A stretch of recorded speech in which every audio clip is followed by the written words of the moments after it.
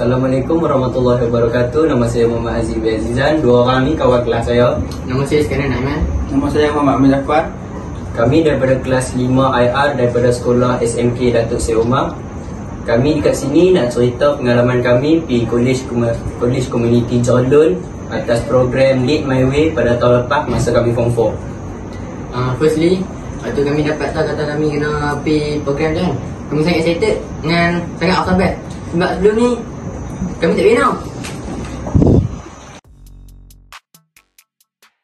Kursus tu berlangsung selama 5 hari. Kami pergi tu dalam seminggu juga lah. Lepas tu dekat situ kami belajar. Pada mulanya kami dibagi keterangan pasal bahan-bahan dan juga cara untuk buat. And then pada hari kedua kami start masuk ke bengkel dan mula untuk buat kami punya projek seni bina. Pada hari sama juga kami belajar tentang floor plan, iaitu plan lantai. Seperti apa yang Iskandar katakan tu, kami pergi ke College Community, ambil kursus architecture dan menimba lebih banyak ilmu. Impaknya program ini dapat menarik minat kami dengan seni bina.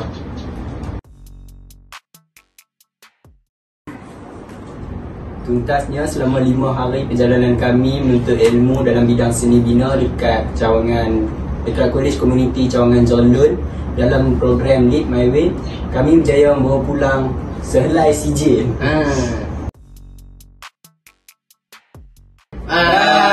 Lead My Way.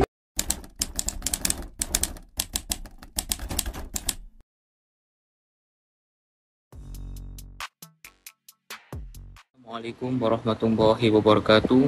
Saya Muhammad Afiq Farihim bin Amran.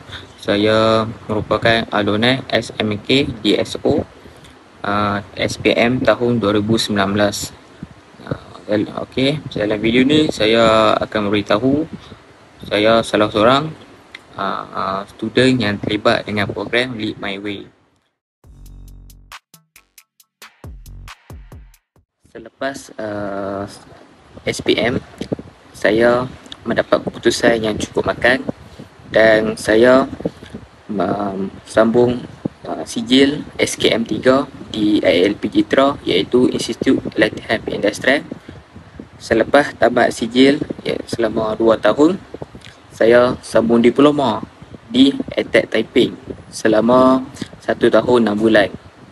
Setelah tamat diploma, saya bersambung ijazah di UniKL MSI, iaitu Malaysian Spanish Institute di Kulim.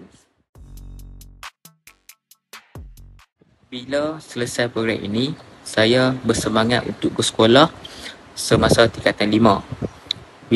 Sebab saya rasa masih ada masa depan selepas SPM, walaupun kami ini adalah budak kelas belakang. Saya dan kawan-kawan saya sangat gembira apabila mengikuti program ini. Kami rasa tak sabar nak pergi.